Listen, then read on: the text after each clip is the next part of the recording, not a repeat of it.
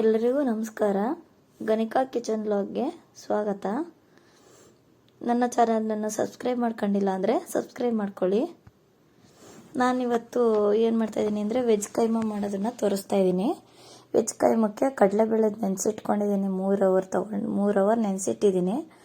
ಒಂದು 400 ಗ್ರಾಮ್ ತೊಗೊಂಡಿದ್ದೀನಿ. ಕೊತ್ತಂಬರಿ ಸ್ವಲ್ಪ, ಬೆಳ್ಳುಳ್ಳಿ ಒಂದು ಸ್ವಲ್ಪ ತೊಗೊಂಡಿದ್ದೀನಿ, 1-2 ಗೆಡ್ಡೆ.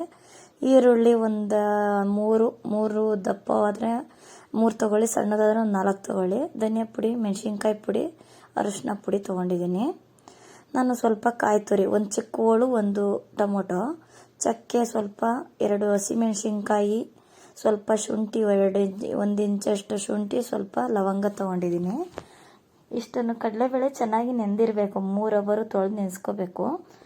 ಈಗ ಇದನ್ನು ನಾನು ನೀರು ಹಾಕ್ದಿರೋ ಜಾರಲ್ಲಿ ಹಾಕ್ಕೊಂಡು ರುಬ್ಕೊಳ್ತೀನಿ. ಸ್ವಲ್ಪ ನೀರು, ಇಷ್ಟಂದರೆ 1 ಸ್ಪೂನಷ್ಟು ಅಷ್ಟೇ, 1 ಸ್ಪೂನ್ 1.5 ಸ್ಪೂನಷ್ಟು ನೀರು ಸೇರಿಸ್ಕೊಂಡು ಈ ರೀತಿ ಗಟ್ಟಿಯಾಗಿ ಸ್ವಲ್ಪ ರುಬ್ಕೊಂಬರ್ತೀನಿ. ಇಷ್ಟೇ ನೀರು ಹಾಕಬೇಕು. ಜಾಸ್ತಿ ನೀರು ಹಾಕಿದ್ರೆ ಏನಂದರೆ ಅದು ಚೆನ್ನಾಗಿ ಬರಲ್ಲ. ಉಂಡೆ ಮಾಡೋದಕ್ಕಲ್ವ, ಕೈಮಾ ಉಂಡೆಗೆ ಅಲ್ವಾ, ಅದಕ್ಕೋಸ್ಕರ ಈ ರೀತಿಯಾಗಿ ಎಲ್ಲ ಫುಲ್ಲು ಕಡಲೆಬೇಳೆ ಏನಿತ್ತೋ ಅಷ್ಟನ್ನು ಈ ರೀತಿಯಾಗಿ ರುಬ್ಕೊಂಬಂದಿದ್ದೀನಿ. ಸ್ವಲ್ಪ ತರಿಯಾಗಿ ರುಬ್ಬಬೇಕು ಆ ರೀತಿ.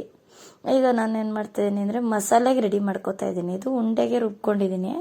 ಈಗ ನಾನು ಮಸಾಲೆಗೆ ಅಂತ ಈರುಳ್ಳಿ ಎಲ್ಲ ಇತ್ತಲ್ಲ, ಎಲ್ಲ ಈ ಜಾರೊಳಗಡೆ ಈರುಳ್ಳಿ, ಚಕ್ಕೆ, ಲವಂಗ, ಬೆಳ್ಳುಳ್ಳಿ, ಹಸಿಮೆಣಸಿನ್ಕಾಯಿ ಎಲ್ಲ ಸೇರಿಸ್ಕೊಂಡು, ಧನಿಯಾ ಪುಡಿ, ಮೆಣಸಿನ್ಕಾಯಿ ಪುಡಿ, ಅರಿಶಿನ ಪುಡಿ, ಕೊತ್ತಂಬರಿ ಎಲ್ಲ ಸೇರಿಸಿ ನುಣ್ಣಗೆ ರುಬ್ಕೊಂಬರ್ತೀನಿ. ನೀರು ಕಡಿಮೆ ಹಾಕಿ ರುಬ್ಕೊಳ್ಳೋದು ನಾನು.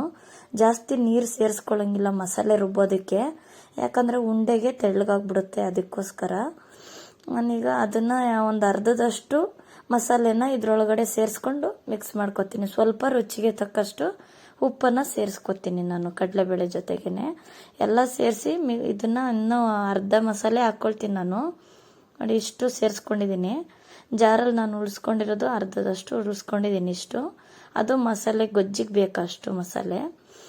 ಇದನ್ನು ನೀಟಾಗಿ ಈ ರೀತಿ ಉಪ್ಪೆಲ್ಲ ಸೇರಿಸ್ಕೊಂಡು, ನಿಮಗೆ ಎಷ್ಟು ಬೇಕಷ್ಟು ಉಪ್ಪು ರುಚಿಗೆ ತಕ್ಕಷ್ಟು ಸೇರಿಸ್ಕೊಂಡು ಮಿಕ್ಸ್ ಮಾಡಿಕೊಂಡು ಒಂದು ಪಾತ್ರೆಯಲ್ಲಿ ಎಣ್ಣೆ ಇಟ್ಕೊಂಡಿದ್ದೀನಿ ನಾನು. ಇದನ್ನು ಉಂಡೆ ಆಕಾರ ಮಾಡಿಕೊಂಡು ಬಿಡಬೇಕು ಎಣ್ಣೆಯಲ್ಲಿ ತೇರಿಸ್ಕೊಳ್ಳೋದಕ್ಕೆ. ನೋಡಿ, ಕಾಯಿ ಟೊಮೊಟೊ ಅಲ್ಲೇ ಇದೆ, ಅದನ್ನು ಸಪ್ರೇಟ್ ರುಬ್ಕೋತೀನಿ. ಇದಕ್ಕೆ ಸೇರಿಸೋದು ಬೇಡ, ಚೆನ್ನಾಗಿರಲ್ಲ. ಮಸಾಲೆ ಮಾತ್ರ ಸಪ್ರೇಟ್ ರುಬ್ಕೋತೀನಿ, ಕಾಯಿ ಮತ್ತು ಟೊಮೊಟೊ ಆಮೇಲೆ ಈ ರೀತಿ ಉಂಡೆಯಾಗಿ ಹಾಕ್ಕೊಳ್ತೀನಿ ನಾನು. ಅಷ್ಟು ಚೆನ್ನಾಗಿರುತ್ತೆ, ಎಷ್ಟು ಟೇಸ್ಟಿಯಾಗಿರುತ್ತೆ ಅಂದರೆ ಕೈಮಾ, ವೆಜ್ ಕೈಮಾದ ಒಂದ್ಸಲ ಮಾಡ್ಕೊಂಡು ತಿಂದರೆ ಮತ್ತೆ ಮತ್ತೆ ಮಾಡ್ಕೊಳ್ತಾನೆ ಇರಬೇಕು ಅನ್ನಿಸ್ತಾ ಇರುತ್ತೆ. ಅಷ್ಟು ಟೇಸ್ಟಿಯಾಗಿರುತ್ತೆ, ಅಷ್ಟು ಚೆನ್ನಾಗಿರುತ್ತೆ. ಮತ್ತು ಇದಂತೂ ಈ ಉಂಡೆ ಮಾತ್ರ, ಇದು ಕೈಮಾ ಗೊಜ್ಜಲ್ಲೂ ಆದರೂ ಚೆನ್ನಾಗಿರುತ್ತೆ.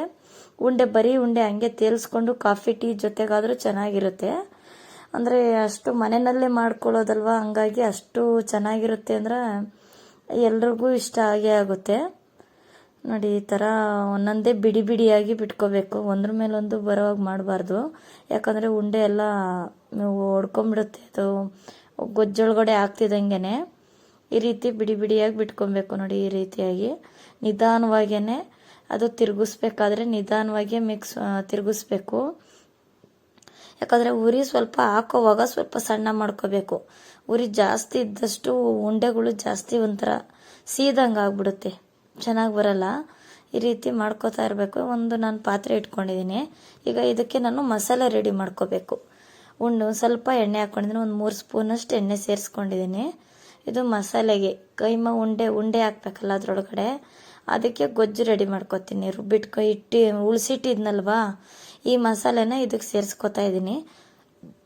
ಈ ರೀತಿಯಾಗಿ ಸೇರಿಸ್ಕೊಂಡು ನೀಟಾಗಿ ಗೊಜ್ಜು ಹಸಿ ಸ್ಮೆಲ್ ಹೋಗೋವರೆಗೂ ಬೇಯಿಸ್ಕೊತೀನಿ.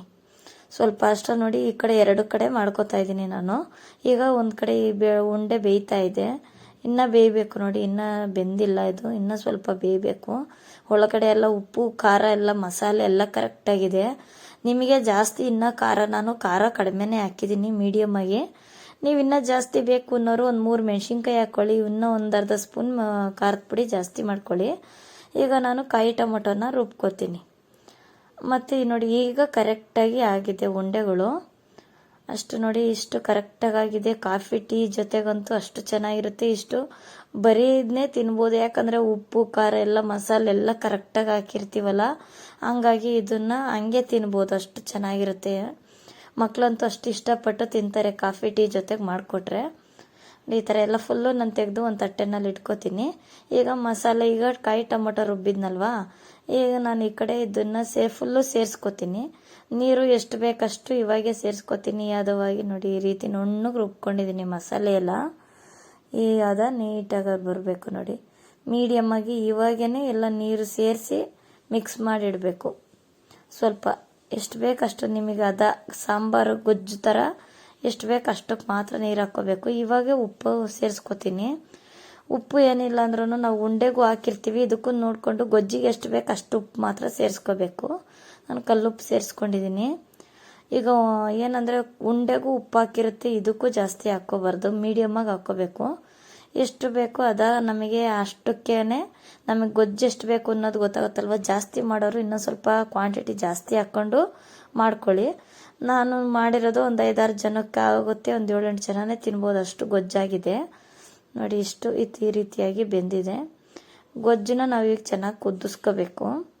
ಈ ರೀತಿ ನೋಡಿ, ಇಷ್ಟು ಕರೆಕ್ಟಾಗಿ ಇಷ್ಟು ನೀಟಾಗಿ ಬೆಂದಿದೆ. ಇದನ್ನು ಕರೆಕ್ಟಾಗಿ ಬೇಯಿಸ್ಕೋಬೇಕು ನೋಡಿ. ಈ ರೀತಿ ಬೇಯ್ತಾ ಇದೆ, ಕುದೀತಾ ಇದೆ ಗೊಜ್ಜು. ಮಸಾಲೆ ಅಂತೂ ಚೆನ್ನಾಗಿ ಕುದೀತಾ ಇದೆ. ಹಿಂಗೆ ಕುದಿಸ್ಕೊಂಡು ಹಾಕೋಬೇಕು. ಉಂಡೆ ಹಾಕಿದ ಮೇಲೆ ಒಂದು 5 ನಿಮಿಷ ಅಷ್ಟೇ ಕುದಿಸ್ಬೇಕು. ಜಾಸ್ತಿ ಕುದಿಸ್ಕೊಂಬಿಟ್ಟಷ್ಟು ಉಂಡೆಗಳೇನಾಗುತ್ತೆ ಅಂದರೆ ಒಡೆದೋಗ್ಬಿಡುತ್ತೆ, ಅದೆಲ್ಲ ಓಪನ್ ಆಗಿ ಕದ್ರೋಗುತ್ತೆ.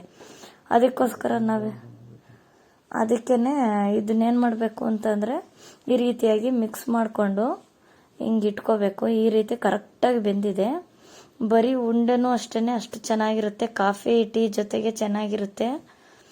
ಈ ರೀತಿ ಬೇಯಬೇಕು ನೋಡಿ. ಹಿಂಗೆ ಚಪಾತಿ ಮತ್ತು ಇದು ಪರೋಟ ಏನಾದರೂ ಇವೆರಡು ಚೆನ್ನಾಗಿರುತ್ತೆ ನೋಡಿ. ಈ ರೀತಿಯಾಗಿ ಇಟ್ಕೊಂಡು ಬರೀ ಉಂಡೆನೂ ಅಷ್ಟೇ ತಿನ್ನೋದಕ್ಕೆ ಹಂಗೆ ಚೆನ್ನಾಗಿರುತ್ತೆ. ಮಕ್ಕಳಂತೂ ಹಂಗೆ ಕೈಯಲ್ಲಿ ಇಟ್ಕೊಂಡೇ ತಿಂತಾರೆ, ಅಷ್ಟು ಟೇಸ್ಟಿಯಾಗಿರುತ್ತೆ ನೋಡಿ. ನಿಂಬೆಹಣ್ಣು ಮತ್ತು ಈರುಳ್ಳಿ ಹಾಕ್ಕೊಂಡು ತಿಂತಾಯಿದ್ರೆ ನಾನ್ ವೆಜ್ ಕೈಮಾನ ಅನ್ನಂಗೆ ಕನ್ಫ್ಯೂಸ್ ಆಗುತ್ತೆ, ಅಷ್ಟು ಚೆನ್ನಾಗಿರುತ್ತೆ. ಎಲ್ಲರೂ ಇಷ್ಟಪಟ್ಟು ತಿಂತಾರೆ. ಎಲ್ರಿಗೂ ನಮಸ್ಕಾರ. ಮುಂದಿನ ವಿಡಿಯೋದಲ್ಲಿ ಸಿಗ್ತೀನಿ.